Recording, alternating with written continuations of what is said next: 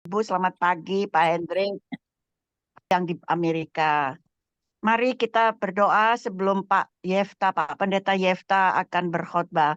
Saya mohon Pak Rian Tunggal berdoa untuk Pak Yefta, maaf. Ya, silahkan. Amin. Terima kasih. Selamat pagi orang di Atlanta, selamat siang yang di Belanda, dan selamat malam untuk semua yang di Indonesia. Mari kita satu hati di dalam doa. Oh Tuhan Yesus, kami kembali berseru kepada nama-Mu Tuhan. Kami mohon Engkau membasuh bersih kami semua dengan darah adi-Mu Tuhan. Agar pada malam hari ini kami semua boleh mempunyai telinga yang terbuka, mempunyai hati yang percaya untuk mendengar firman-Mu Tuhan. Tuhan juga pimpin Bapak Jimmy Yefta untuk boleh dia berbicara sesuai dengan kehendak Tuhan di dalam kitab Markus pasal 5 ini. Tuhan pimpin kami semua dari awal sampai akhir, sehingga persekutuan kami malam ini menjadi persekutuan yang hidup dan segar, yang menyenangkan hati Allah. Sehingga kami boleh membawa firman yang hidup di dalam kami sebagai segala sesuatu dalam kehidupan kami sehari-hari, yang mengekspresikan Dikau di setiap saat. Terima kasih Tuhan, kami mengasihi Engkau, karena Engkau lebih dulu mengasihi kami semua. Dalam nama Yesus kami semua sudah berdoa dan mengucap syukur padamu Tuhan. Amin. Amin. Amin. Oke. Ya, silakan Pak. Oke, baik. Shalom semuanya, puji Tuhan. Shalom, Hari shalom. ini kita dipertemukan kembali malam ini ya, untuk berbicara mengenai eksegesis Markus pasal yang kelima. Markus pasal yang kelima. Sebenarnya sih untuk eksegesis ini yang paling jago nih ini Pak Hendrik ini untuk eksegesis gitu tuh ya. Karena Pak Hendrik ini boleh dikatakan calling teacher, ya pengajar gitu. Ya tapi saya untuk mencoba menyampaikan apa yang saya pernah pelajari, yang saya pernah teliti, dan jika ada sesuatu yang mungkin menyimpang dari hasil perenungan Bapak Ibu, apa yang saya ungkapkan, tolong beritahu supaya kita jangan sampai kebablasan lagi kemana-mana gitu ya. Dijamin, Pak. Dijamin. Oke, baik. Markus pasalnya yang kelima, ayatnya ke-1 sampai 20 itu berbicara mengenai roh jahat dari orang yang ada di Gerasa. Kemudian Markus pasalnya yang kelima, ayat 21 sampai ayatnya yang ke-43 ada dua peristiwa. Yang pertama itu sebenarnya peristiwa yang pertama itu ada pemberitahuan tentang anak Yairus yang sakit. Namun Yesus tanda kutip dengan sengaja untuk tidak datang dulu, tapi dia lewat. Justru ayat 24 dikatakan Yesus lewat itu. Kemudian ada lagi satu peristiwa lagi, seorang perempuan yang sudah 12 tahun lamanya menderita pendarahan. Yang saya mau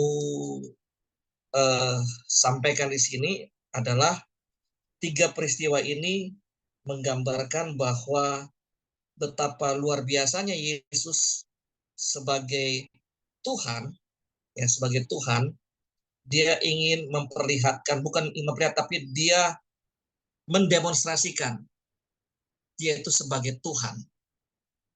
Jadi orang Yahudi dan orang yang lainnya itu mereka selama ini memikirkan Yesus itu hanya sebagai seorang nabi, sebagai seorang guru, sebagai seorang yang hanya luar biasa saja.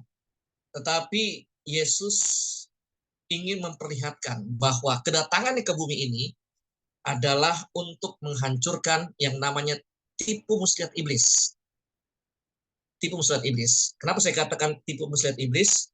Karena dari Markus pasal 5 ayat 1 sampai 20 itu berbicara mengenai bagaimana roh jahat itu mengikat. Ada seorang di Geraza. Orang ini tidak dituliskan namanya ya. Nah, dikatakan orang dari Geraza, dari orang Geraza gitu. Nah, di sini Yesus memperlihatkan atau mendemonstrasikan kuasanya. Contohnya gini ya, kita lihat di ya pasal 5 ayat 1 sampai ayatnya yang ke-10. Saya bacakan, lalu sampailah mereka di seberang danau di daerah Geraza. Baru saja Yesus turun dari perahu, datanglah seorang yang kerasukan roh jahat dari pekuburan menemui dia. Orang itu diam di sana dan tidak ada seorang pun lagi yang sanggup mengikatnya sekalipun dengan rantai. Karena sudah sering ia dibelenggu dan dirantai, tetapi rantainya pun diputuskannya dan belenggunya pun dimusnahkannya, sehingga tidak ada seorang pun yang cukup kuat untuk menjinakkannya. Siang malam ia berkeliaran di kuburan dan bukit-bukit sambil berteriak-teriak mengukili dirinya dengan batu. Ketika ia melihat Yesus dari jauh, perhatikan sini ya. Ketika melihat Yesus dari jauh, ia mendapatkan lalu menyembahnya. Ini harus yang kita kita bahas ini ya. Ketika ia atau orang Gerasa itu melihat Yesus dari jauh, berlarilah ia mendapatkannya lalu menyembahnya. Dan dengan keras ia berteriak, apa urusanmu dengan aku? Hai Yesus, anak Allah yang maha tinggi. Demi Allah, jangan siksa aku. Karena sebelumnya Yesus mengatakan kepadanya, hai engkau roh jahat, keluar dari orang ini. Kemudian ia bertanya lagi kepada orang itu, siapa namamu? Jawabnya, namaku Legion, karena kami banyak. Ia memohon dengan sangat supaya Yesus jangan mengusir roh itu keluar dari daerah itu. Bapak Ibu, ini ada satu demonstrasi antara Yesus dengan kuasa jahat atau iblis ini yang mengikat orang di Gerasa ini. Kenapa saya katakan demonstrasi? Karena demonstrasinya iblis ini adalah dia tahu siapa tuh Yesus. Kemudian dia ngelawan, apa urusan datang ke sini gitu. Kemudian dia ingin supaya jangan sampai roh jahat dalam diri orang itu dikeluarkan gitu. Tapi Yesus luar biasa. Dengan tegas mengatakan kepada dia bahwa hai engkau roh jahat harus keluar dari orang ini. Mungkin Pak Hendrik tahu ya, ini tulisan ini dikatakan bahwa ketika Tuhan menciptakan langit dan bumi, sebelum bumi ini ada, ternyata sudah ada yang namanya perlawanan di surga, yaitu yang namanya Lucifer, ya pemimpin malaikat. Dia ingin menyamakan dirinya dengan Tuhan, dengan Elohim, atau dengan Adonai, orang Israel bilang. Nah, dia ingin menyamakan dirinya dengan Adonai. Berarti apa? Sebelum orang Gerasa ini ada, iblis sudah tahu siapa Yesus. Iblis sudah tahu siapa Yesus. Karena memang mereka sama-sama waktu ada di surga gitu ya. Karena di surga itu Allah Bapa, Allah Roh. Nah, sudah ada gitu. Jadi di sini ada satu yang sebenarnya alasan kenapa tulisan ini ada dalam Alkitab supaya memperlihatkan kepada khususnya orang Israel. Orang Israel itu zaman dahulu itu paling percaya sekali yang namanya perdukunan, atau dikatakan orang-orang, kalau orang Kupang bilang kata Om Freddy, leu-leu, atau dikatakan para dukun yang ada, itu mereka sangat percaya sekali. Tetapi ingat bahwa orang di Gerasa ini justru lebih kuat dari para dukun yang ada. Ya, lebih kuat daripada dukun yang ada di sekitar situ. Sehingga orang ini sudah dirantai, orang ini sudah dibelenggu, tapi belenggu ini diputuskannya dan belenggu ini dimusnahkannya, sehingga tidak ada seorang pun yang cukup kuat untuk menjinakkannya.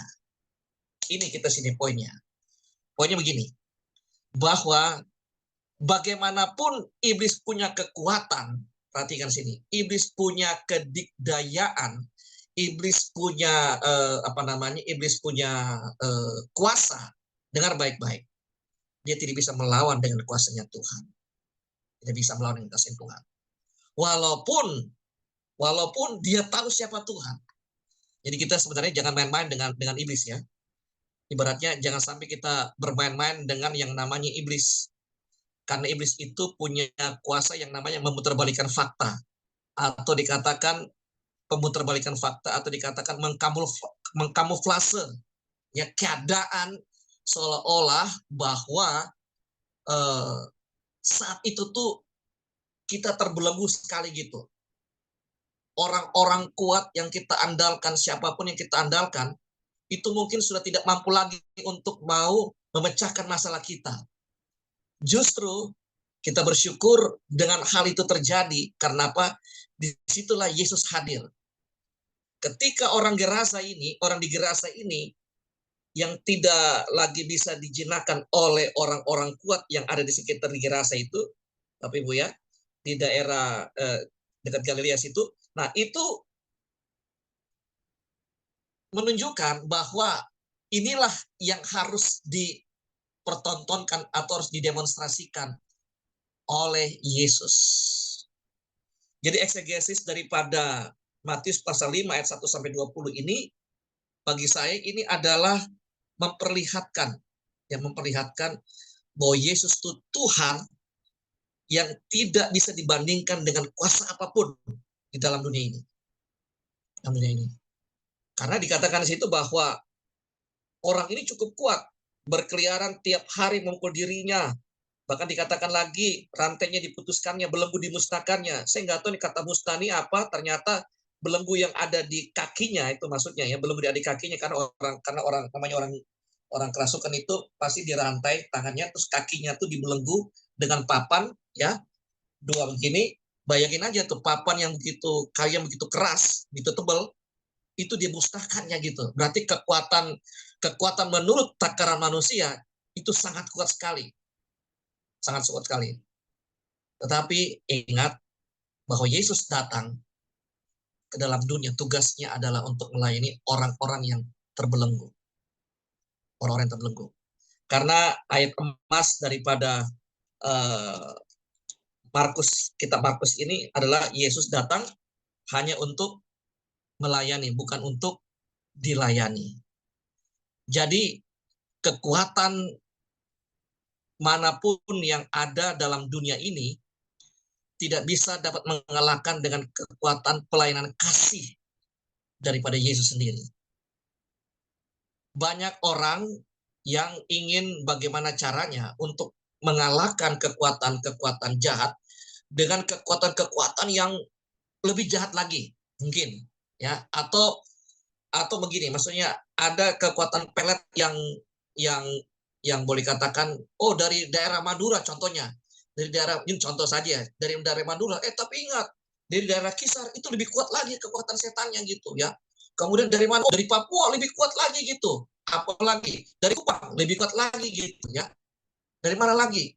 Nah, tetapi ingat baik-baik bahwa kekuatan-kekuatan itu sebenarnya kita bisa patahkan hanya dengan satu, yaitu melayani mereka dengan kasih.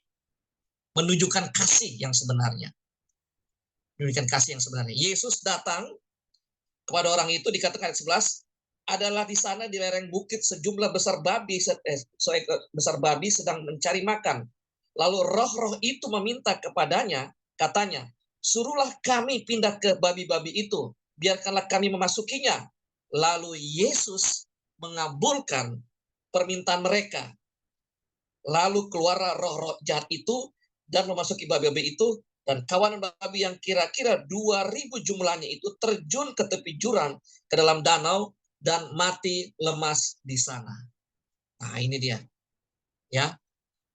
Jadi kita benar-benar diperlihatkan oleh firman Tuhan bahwa kekuatan-kekuatan jahat yang ada dalam dunia, apapun, sejahat apapun, karena ini dikatakan paling jahat ini di Gerasa nih. sejuta apapun, dari manapun, dari negara manapun ya. Ada ceritakan bahwa Dracula itu berasal dari Inggris. Apalagi ya pokoknya kekuatan sampai difilmkan gitu seolah-olah bahwa Dracula itu sudah kekuatan yang paling jahat gitu. Ya memang jahat gitu maksudnya. Tetapi tidak ada lagi dapat mengalahkan Dracula kecuali ada difilmkan pakai salib gitu ya. Ditunjukkan salib, dia kebakar atau dia merasa panas gitu. Tapi hari ini dari Markus pasal 5 ayat 1 sampai yang ke 20 ini luar biasa. Ada satu benang merah, ada satu benang merah di situ, yaitu bahwa Yesus datang ke dunia melayani orang yang terbelenggu, tapi dia melayani dengan kasih. Dia tidak, boleh dikatakan, dia sangat mengasihi jiwa orang Gerasa ini, sehingga setan yang ada dalam diri orang Gerasa ini, yang bernama legion ini, harus dikeluarkan. Harus dikeluarkan. Karena apa? Karena Yesus ingin masuk di dalam orang ini dengan kasihnya. Apa yang menjadi latar belakang peristiwa ini, sehingga Yesus mendemonstrasikan kuasanya, yaitu Yesus ingin supaya orang ini bertobat. Ya, kemudian dia harus memberitahukan tentang siapa Yesus yang sesungguhnya. Siapa Yesus yang sesungguhnya. Jadi boleh dikatakan setelah ayat yang ke sebentar ya, maka lari ayat 14, maka lari penjaga-penjaga babi itu dan menceritakan hal itu di kota dan di kampung-kampung sekitarnya, lalu keluarlah orang untuk melihat apa yang terjadi. Mereka datang dan kepada Yesus dan melihat orang kerasukan itu duduk, sudah berpakaian dan sudah waras, orang yang tadinya kerasukan legion. Pelayanan yang Yesus berikan itu pelayanan, yaitu sampai pada benar-benar yang namanya kewarasan. Ya, pelayanan kewarasan. Terkadang kita melayani orang ya hanya sampai sebatas ya udah kita doakan dalam nama Yesus, sembuh, sudah selesai. Nanti sembuh apa jadinya, nanti sembuh? Nanti bagaimana ini kalau sudah sembuh? Follow up-nya apa? Oh ya nanti kalau seandainya saya ingat, saya akan follow up lagi gitu. Apalagi minta maaf nih bagi Bapak Ibu yang pernah ikut KKR. KKR itu kan apa ya istilahnya, ya hanya untuk sekedar memperlihatkan Yesus, tapi tidak ada follow up-nya, itu percuma. Percuma. Nah, Pak Yesus, dia melayani sampai yang dikatakan sampai pada titik kewarasan. Artinya apa? Yesus melayani orang ini sampai pada titik waras. Dikatakan apa? Mereka datang, ayat 15, mereka datang kepada Yesus dan melihat orang yang kerasukan itu duduk, sudah berpakaian dan sudah waras, orang yang tadinya kerasukan legion. Maka takutlah mereka. Pelayanan Yesus berikan kepada orang ini atau kepada kita semuanya, ingat baik-baik bahwa Yesus sampai pada pelayanannya kepada orang-orang berdosa, pelayanan yang sempurna. Pelayanan yang benar-benar sampai roh, jiwa, dan tubuhnya harus sempurna. Karena apa? Kalau kita melihat dari 1 Korintus pasal yang ke-6 itu dikatakan apa? Bahwa tahukah tubuhmu adalah baitnya Tuhan. Ya kan? Kemudian jiwa kita juga harus memuji Tuhan. Dan tubuh ini harus pakai untuk memuliakan Tuhan. Gitu. Jadi di sini dari pasal 5 ayat 1 sampai 20 ini menceritakan bahwa pelayanan Yesus ini adalah pelayanan sampai pada pelayanan kewarasan. Ini saya simpulkan ya, pelayanan kewarasan. Artinya benar-benar sampai dia itu sempurna. Kemudian dikatakan lagi ayatnya ke mana? 16. Orang-orang yang telah melihat hal itu menceritakan kepada mereka tentang apa yang telah terjadi atas kerasukan setan itu dan tentang babi-babi itu. Ayat 17. Lalu mereka mendesak Yesus supaya ia meninggalkan daerah mereka. Ayat 18. Pada waktu Yesus naik lagi ke perahu, perhatikan ayat 18 ini. Orang yang tadinya kerasukan setan itu meminta supaya ia diperkenankan menyertai dia. Perhatikan sini. Tapi Yesus tidak memperkenankannya. Tapi ia berkata kepada orang itu, pulanglah ke rumahmu, kepada orang-orang sekampungmu, beritahukanlah kepada mereka segala sesuatu yang telah diperbuat oleh Tuhan atasmu, dan bagaimana ia telah mengasihi engkau. Orang itu pun pergilah dan memberitakan di daerah Dekapolis segala apa yang telah diperbuat Yesus atas dirinya, dan mereka semua menjadi heran. Pelayanan tingkat berikutnya bukan sampai pada kewarasan, tapi tingkat berikutnya pelayanan sampai orang ini bisa melayani. Jadi pelayanan kita itu harus sampai orang yang kita layani bisa melayani. Ya, jangan hanya kita sebatas kita melayani orang, tapi orang itu minta maaf dibuat supaya seolah-olah kita terus melayani dia, dan terus melayani dia, dan terus melayani dia. Saya punya persekutuan doa ya, itu setiap hari Rabu ya, doa kesembuhan ya, doa kesembuhan. Saya katakan kepada orang-orang yang saya doakan, saya bilang begini, saya tidak mau mendoakan 2 kali orang yang saya pernah doakan dengan penyakit yang sama lagi dia datang kepada saya.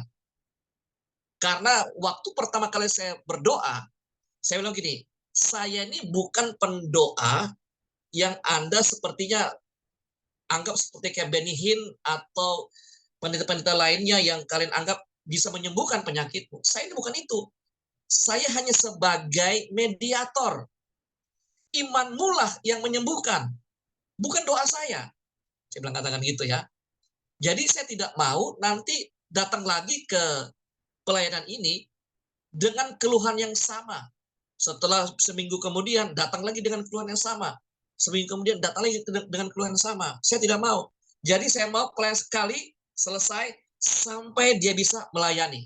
Dan puji Tuhan, ketika saya dorong seperti hal itu, jadi akhirnya mereka tidak mau lagi untuk datang untuk berdoa. Dan mereka bilang begini, Pak Pendeta, kira-kira apa yang bisa kami lakukan dalam pelayanan di Zoom ini? Nah, saya katakan yes, kamu harus tunjukkan bahwa kamu sudah sembuh dan kamu harus layani orang yang belum sembuh. Nah, inilah yang menjadi poin dari Markus pasal 5 ayat 1 sampai 20. Artinya apa? Pelayanan Yesus itu pelayanan yang step by step sampai orang ini bisa melayani. Jadi marilah kita melayani orang lain sampai dia bisa melayani. Jangan tinggalkan dengan masalah yang belum tuntas. Ya, harus setuntas mungkin. Sampai dia besoknya dia telepon sama kita atau WA sama kita, katakan gini, Pak, kira-kira apa yang saya bisa lakukan dalam pelayanan? Itu baru namanya pelayanan sampai tuntas. Artinya apa? Dia benar-benar sudah berubah. Dia benar-benar sudah dipulihkan, sudah disempurnakan. Sama seperti Yesus melayani orang di Gerasa ini. Dari awalnya dia terikat dengan kekuatan jahat. Kekuatan manusia yang saat itu tidak mampu untuk mau menyembuhkan, para dukun bisa menyembuhkan, atau orang-orang yang boleh katakan yang bisa mengusir setan, nggak bisa. Hanya dengan pelayanan kasih. Jadi stepnya, mari kita mau seperti Yesus, datang kepada orang yang kita layani dengan kasih dulu. Perlihatkan tentang siapa Tuhan yang sesungguhnya yang kita bawa. Ya kan? Ingat loh, iblis tahu siapa itu Yesus. Ini kan dikatakan, ya, dikatakan ayat berapa tadi itu ya? Ayat 7. Dengan keras ia berteriak, apa urusanmu dengan aku? Hai Yesus, anak Allah yang maha tinggi. Demi Allah, jangan siksa aku. Artinya, iblis itu lebih mengerti, lebih tahu, bahkan lebih kenal dengan Yesus sebenarnya gitu. Jadi dalam pelayanan kita jangan sampai kita main-main, kita berpikir bahwa kita ini hebat, bisa mengusir roh jahat, sehingga roh jahat itu ikutin perkataan kita, terus roh jahat itu pergi. Jangan kita sembrono istilahnya dalam pelayanan, tapi datanglah dengan kasih. Sama seperti Yesus datang kepada orang Gerasa ini dengan kasih. Kasihlah yang membebat semua, yang boleh dikatakan kasihlah yang mengalahkan, yang melunturkan semua kekuatan-kekuatan dunia ini yang mengikat orang di Gerasa. Sehingga waktu Yesus katakan, apa dikatakan sebentar ya. Ya, hai yang roh jahat keluar dari sini. Nah, dikatakan kamu mau apa? Nah, ada satu negosiasi ya. Itu kita nggak usah di ini ya. Maksudnya gini, Yesus justru berkomunikasi dengan iblis ini supaya orang ini, saya fokuskan orang ini ya, orang ini bisa diselamatkan dan menjadi pelayan Tuhan. Prinsip saya dalam pelayanan kepada orang lain adalah saya melayani orang sampai dia menjadi pelayan Tuhan. Saya nggak mau melayani orang hanya sebatas ayo kita doakan dalam nama Yesus, Tuhan tolong Tuhan pelihara orang ini Tuhan, oh Tuhan berikan hikmat-Mu Tuhan kepada orang ini, saya nggak sebut namanya maksudnya, supaya hutang-hutangnya terlunasi, sehingga Tuhan dengan dia bekerja, dia dapat duit, dia bla bla. Itu tidak salah. Tapi mari kita mau pakai prinsipnya Yesus, melayani sampai pada tingkat kewarasan, kemudian tingkat kepada menjadi pelayan Tuhan. Karena ayat emas dari kitab Markus ini adalah Tuhan datang bukan untuk dilayani, melainkan melayani. Jadi fokusnya Tuhan adalah dia melayani agar orang itu juga bisa melayani. Luar biasa. Nah, ini cerita pertama. Cerita yang kedua, ini juga hampir sama. Ya. Cerita yang kedua ini hampir sama juga. Ayat 21. Sesudah Yesus menyeberang lagi dengan perahu, orang banyak berbondong-bondong datang lalu mengerumuni dia, sedang ia berada di tepi danau. Datanglah seorang kepala rumah ibadat, ya.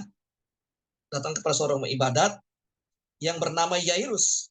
Ketika ia melihat Yesus, tersungkurlah ia di depan kakinya dan memohon dengan sangat kepadanya, anakku perempuan sedang sakit, hampir mati. Datanglah kiranya, letakkanlah tanganmu atasnya, supaya ia selamat dan tetap hidup. Ada 24. Lalu pergilah Yesus dengan orang itu, orang banyak berbondong-bondong mengikuti dia dan berdesak-desakan di dekatnya. Jadi dalam perjalanan menuju kepada rumahnya Yairus, ada 25, adalah di situ seorang perempuan yang sudah 12 tahun lamanya menderita pendarahan. Ia telah berulang-ulang diobati. Nah, ini bersama ya. Tadi kerasukan ini sudah dikasih obat juga mungkin, atau dikasih orang-orang kuat untuk bisa belenggu setan ini terlepas dari orang dirasa. Ini juga yang sama nih peristiwanya. Masih gini, sama juga dengan boleh dikatakan ini nih. Karena orang Israel ini, minta maaf, orang Israel itu kalau yang namanya lelehan darah, maaf ya sama ibu-ibu di sini, itu dianggap najis. Jadi kalau wanita di bangsa Israel saat itu, kalau mereka lagi menstruasi gitu, mereka tidak boleh melayani atau mereka tidak boleh ada di dekat para laki-laki karena laki-laki akan menganggap dia itu najis. Nah, ini 12 tahun. Bisa dibayangkan 12 tahun itu bagaimana pendarahannya yang boleh dikatakan pasti habis. Mungkin dikatakan sudah kulit bungkus tulang, istilahnya begitu ya. 12 tahun habis, darahnya sudah habis mungkin. Saya kemarin donor darah yang ke-31 kali. Ya, 31 kali. Saya memang rajin donor darah, saudara-saudara ya. Itu sekali ambil itu 450 cc. 450 cc. Lumayan banyak loh itu. 450 cc. Dan setelah ambil, itu pasti kita agak sedikit kelayangan dulu ya. Makanya setelah kita donor darah, kata yang tukang donor itu, Bapak jangan dulu jalan, Bapak istirahat dulu kira-kira 5-10 menit gitu. supaya tidak jatuh, ya itu bisa berbahaya gitu ya, karena darahnya baru diambil Pak gitu. Oh gitu ya, udah oke.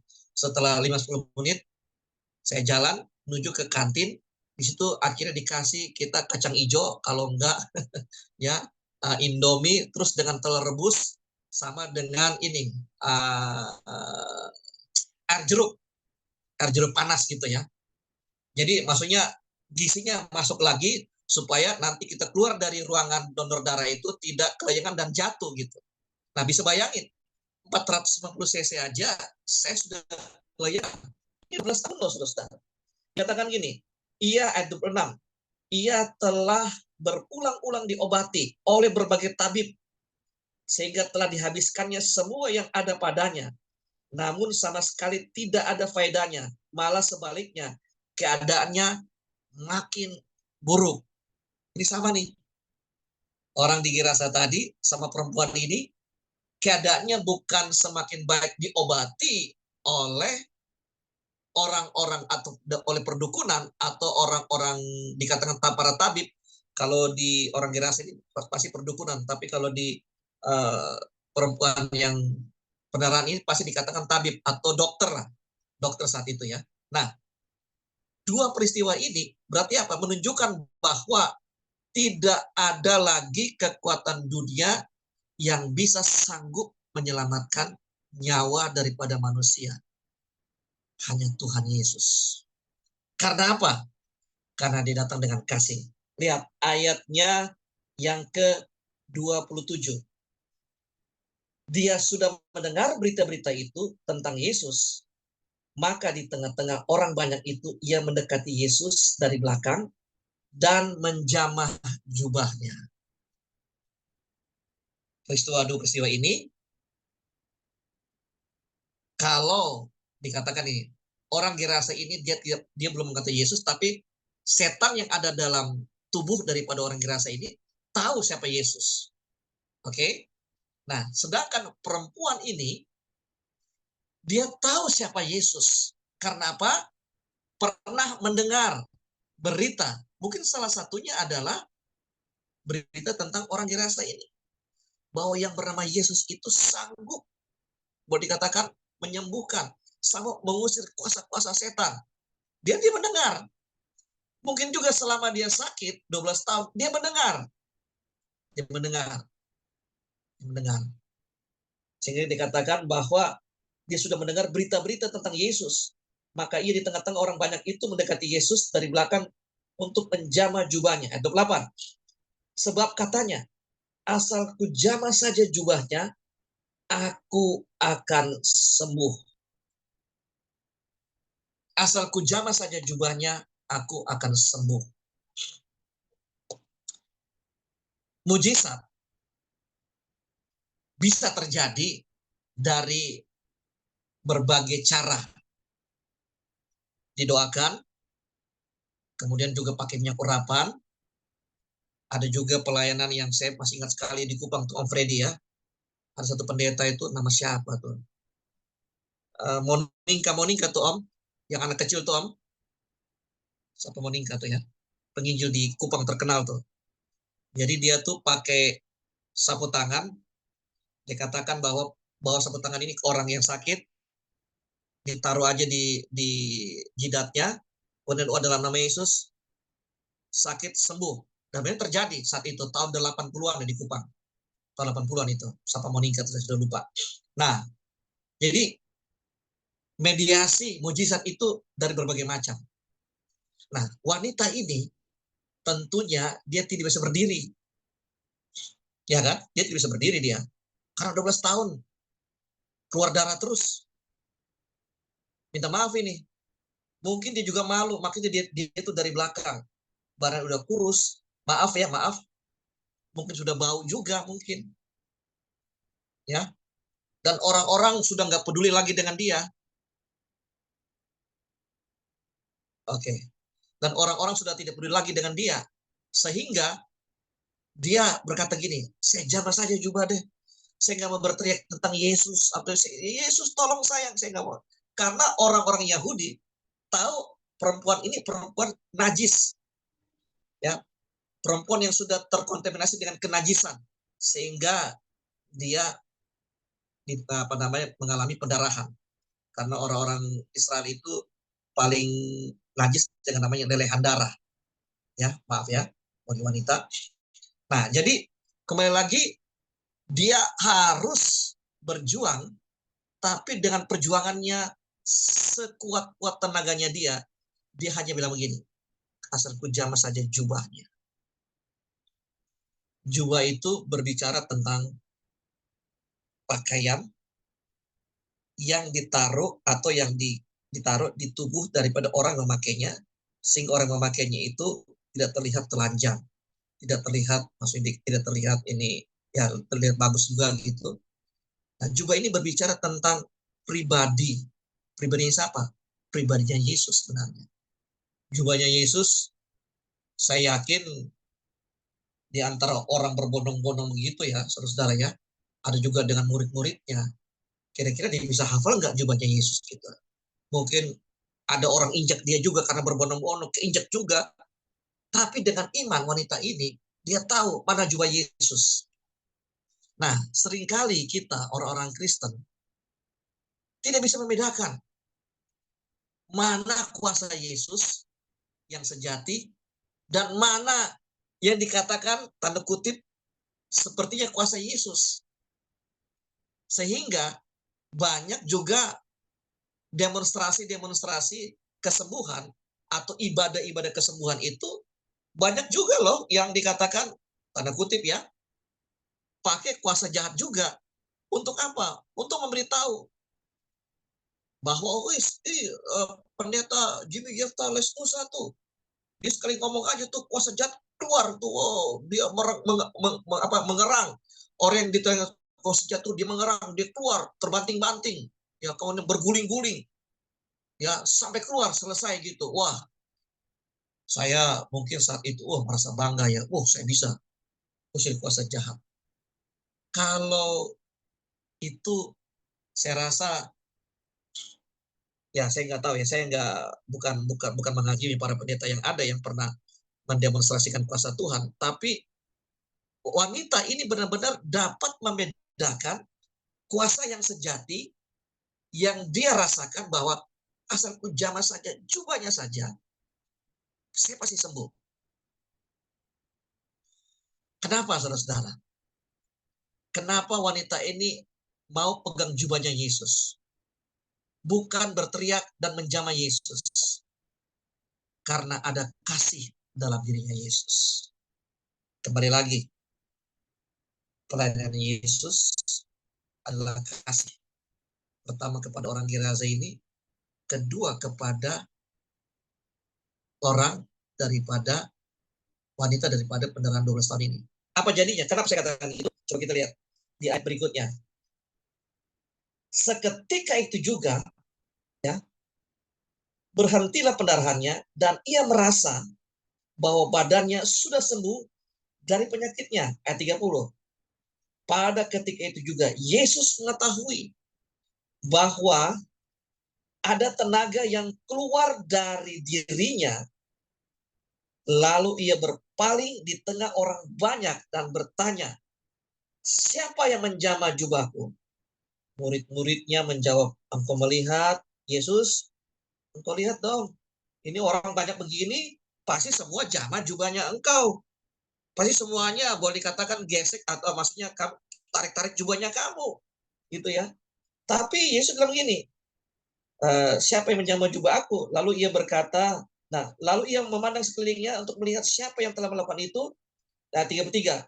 Perempuan itu menjadi takut dan gemetar ketika mengetahui apa yang telah terjadi atas dirinya dan tampil dan tersungkur di depan Yesus dengan tulus ia memberitahukan segala sesuatu kepadanya. Ayat 34. Maka katanya kepada perempuan itu, hai anakku, imanmu telah menyelamatkan engkau. Pergilah dengan selamat dan sembuhlah dari penyakitmu. Lihat, Yesus melayani sampai pada yang namanya tingkat kewarasan. Ini pakai istilah saya ya, tingkat kewarasan. Artinya gini, wanita ini seketika itu juga badannya jadi sembuh, kemudian dia seperti semula, seketika itu seperti semula. Mengapa ini terjadi? Karena satu, Yesus ingin melayani sampai pada tingkat kesempurnaan. Dia nggak mau melayani dengan setengah-setengah. Dua peristiwa ini tentang pelayanan. Dan satu lagi peristiwa lagi, sekali lagi. Dan ketika Yesus masih berbicara, datanglah orang dari keluarga kepala rumah ibadat itu, ayat 35, dan berkata, anakmu sudah mati. Apa perlu lagi engkau menyusahkan guru? Tetapi Yesus tidak menghiraukan perkataan mereka dan berkata kepada rumah ibadat, janganlah takut. Kepada rumah ibadat, janganlah takut, jangan takut, percaya saja. Lalu Yesus tidak memperbolehkan seorang pun ikut serta, kecuali Petrus, Yakobus, dan Yohanes, saudara Yakobus. Mereka tiba di rumah kepala rumah ibadat itu, dan di sana dilihatnya orang-orang ribut, menangis, meratap dengan suara nyaring. Sesudah ia masuk, ia berkata kepada orang-orang itu, mengapa kamu ribut dan menangis? Anak ini tidak mati, tetapi ia tidur. Tetapi mereka menentang dia. Maka diusirnya semua orang itu, lalu dibawanya ayah dan ibu anak-anak itu, dan bersama-sama dengan dia masuk ke kamar anak itu. Lalu dipegangnya tangan anak itu, dan katanya, talitakum, artinya begini, hai anakku, aku berkata kepadamu, bangunlah. Ayat 42, dikatakan lagi, seketika itu juga, anak itu bangkit dan berdiri dan berjalan. Sebab umurnya sudah 12 tahun, semua orang yang hadir sangat takjub. Dengan sangat ia berpesan kepada mereka, supaya jangan seorang pun mengetahui hal itu. Lalu ia menyuruh mereka memberi anak itu makan. Saya nggak tahu ya, ini Pak Hendrik ya, apakah peristiwa ini berjalan dengan waktu yang sangat singkat, ataukah peristiwa ini berjalan dengan waktu 1 hari penuh, 12 jam penuh, saya tidak tahu. Tetapi yang saya ingin garis bawahi, yang saya ingin mengeksegesikan ini di Matius pasal 5 ini adalah begini. Yesus datang bukan untuk dilayani, melainkan datang untuk melayani. Artinya bahwa apa yang dilakukan Yesus sampai pada titik kesempurnaan, melayani.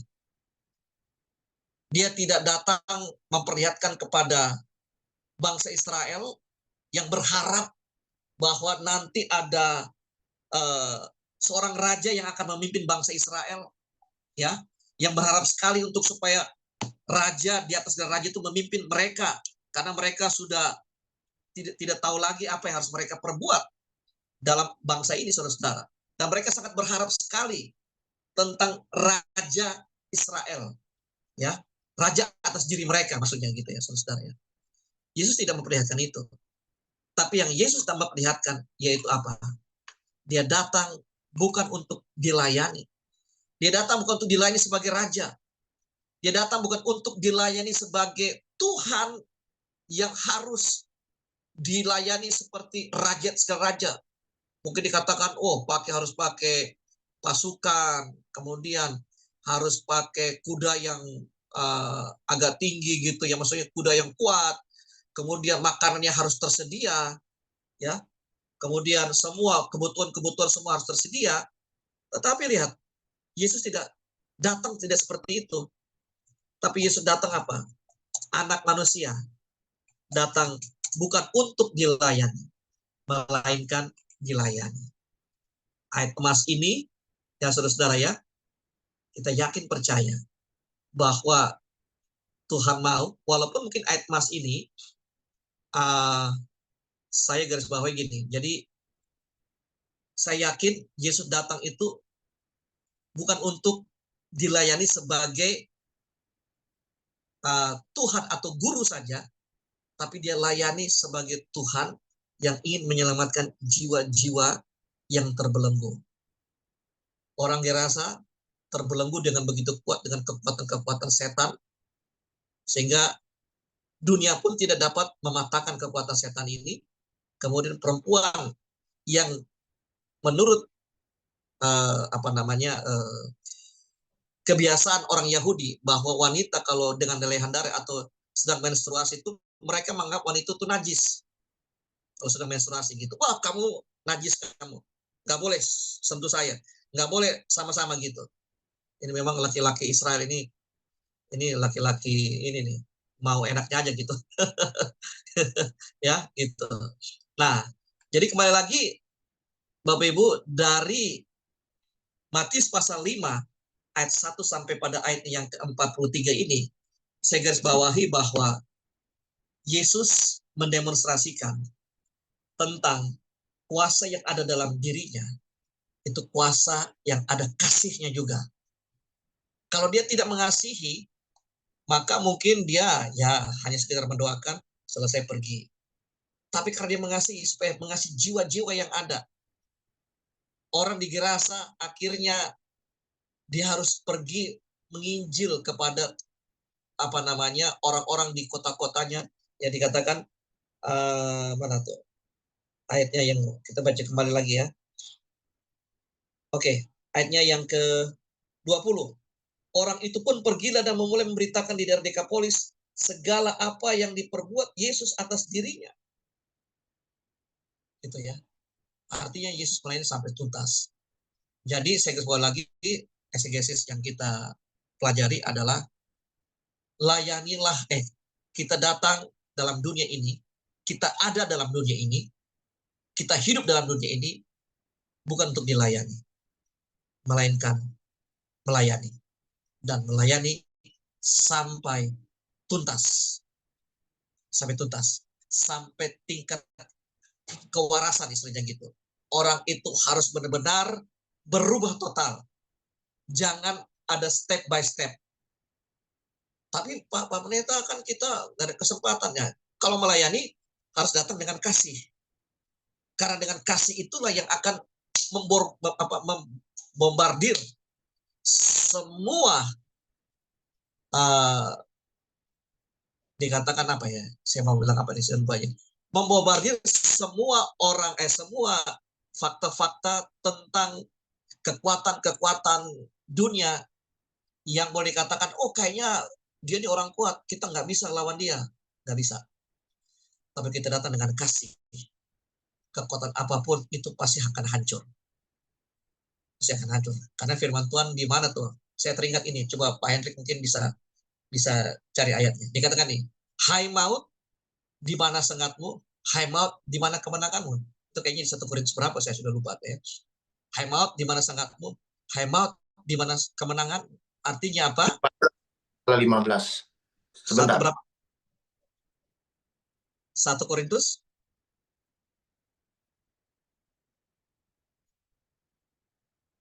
Satu Korintus berapa ya? 1 Korintus 5 kalau nggak salah ya. 1 Korintus 15 ayat 55. Begitu 15. 1 Korintus. Sorry, saya ada di WC. Sambil dengar. 1 Korintus 15:55. Oke, saya bacakan ya. Terima kasih. Ya. Om Agatha, ayat 55. Baik, saya bacakan ya. Katakan gini.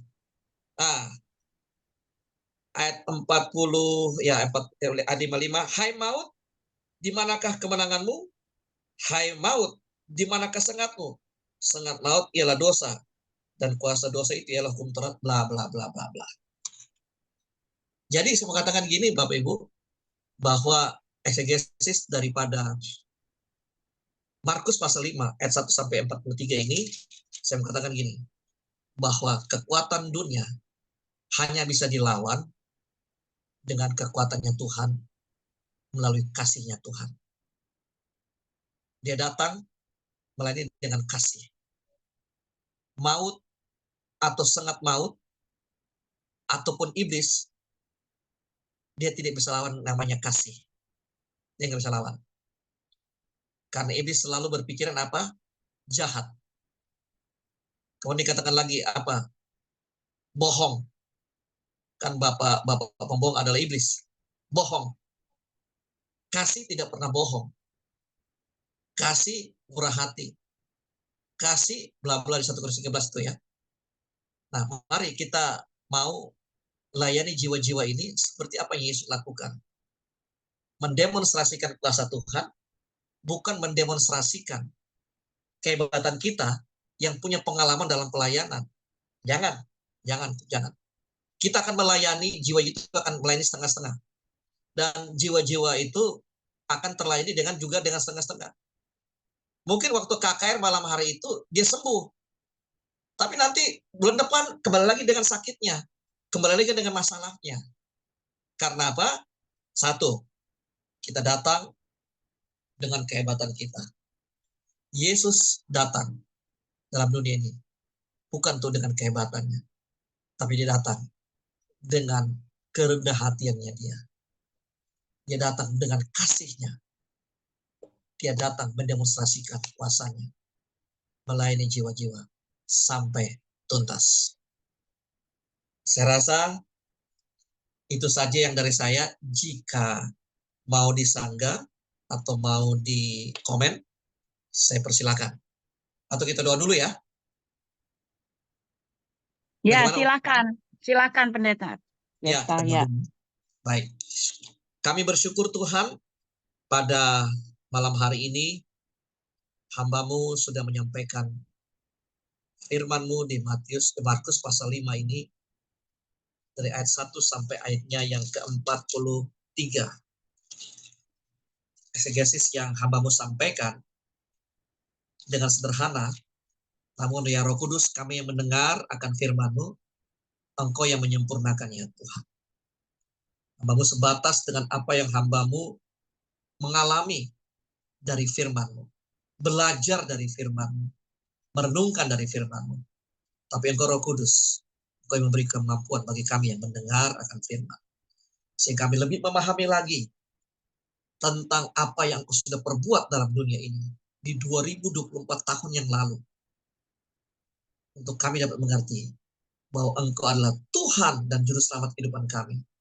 Namun Engkau datang bukan untuk dilayani, melainkan untuk melayani kami, ya Tuhan.